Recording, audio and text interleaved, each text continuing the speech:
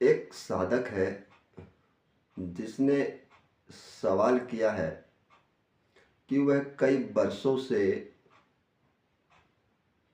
शिव मंत्र का जाप कर रहे हैं और उनको लाभ भी प्राप्त हो रहा है, लेकिन कुछ समय से वह किसी अन्य मंत्र को जप बार उनके मुख पे चढ़ जाता है।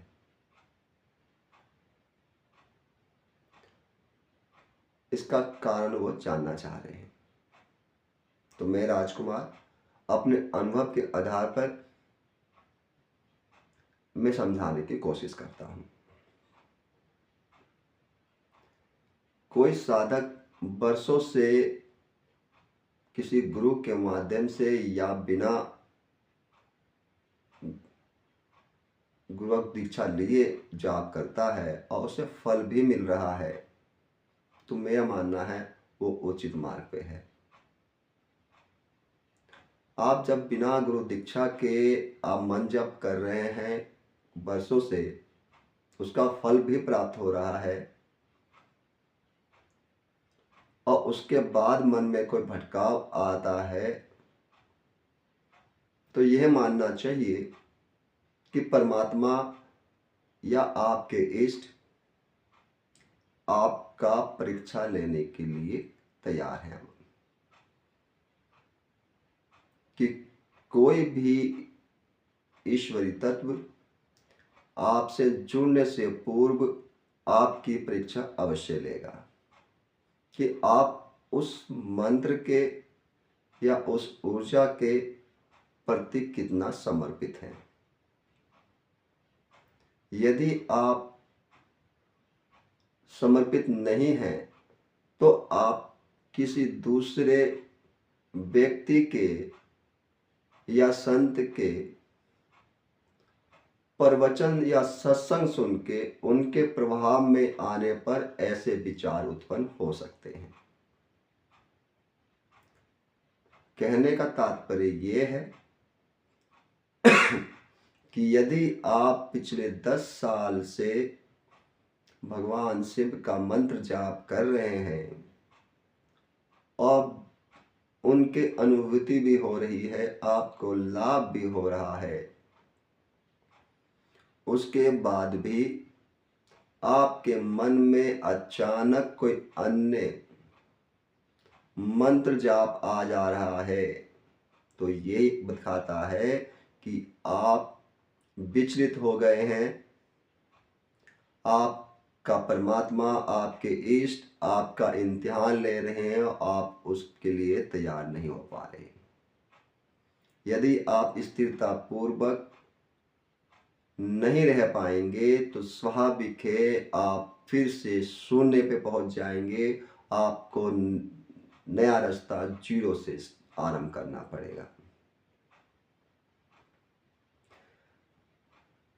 यदि आपका गुरु है, ऐसी स्थिति में आप अपने गुरु के पास जाएं, फिर से उस मंत्र की दीक्षा पुनः लें और साधना को आगे आरंभ करें, ताकि आप ईश्वर की परीक्षा में सफल हो सके, ना कि आप मन में परिवर्तन करें। आप कोई भी मंत्र जाप करें, सभी मंत्र हमें ईश्वर तत्व को और मोक्ष को प्रदान करता है। तो इसका अर्थ यह है कि आप यदि भगवान शिव की आराधना आगे कंटिन्यू करते हैं तो भी आप ईश्वर तत्व को प्राप्त कर सकेंगे। जरूरी नहीं कि नए किसी मंत्र की आप शुरू करें तो आपको मिलेगा।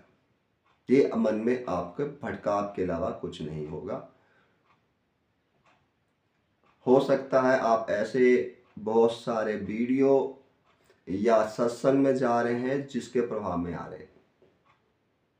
यदि ऐसा है तो मैं कहूँगा कुछ दिनों के लिए उनसे हट जाएं, अपने शिव की संबंधित पुस्तकें पढ़ें उनके चरित्र को पढ़ें, उनको समझें, आप फिर से स्थिरता आ जाएगी और आप अपनी साधना में कंटिन्यू कर पाएंगे।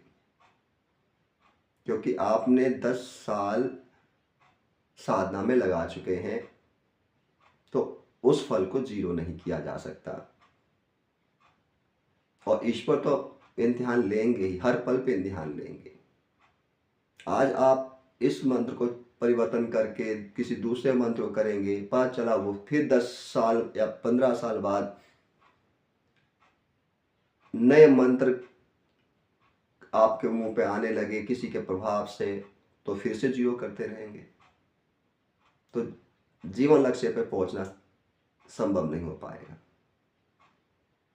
तो उचित यही है कि जो आप मंत्र साधना कर रहे हैं, यदि गुरु है तो गुरु के शरण में जाएं, उनसे बात करें और फिर से वही मंत्र का, वही उद्देश्य का दीक्षा प्राप्त करें जिस उद्देश्य से आपने यह मंत्र प्राप्त करके साधना आरंभ किया था।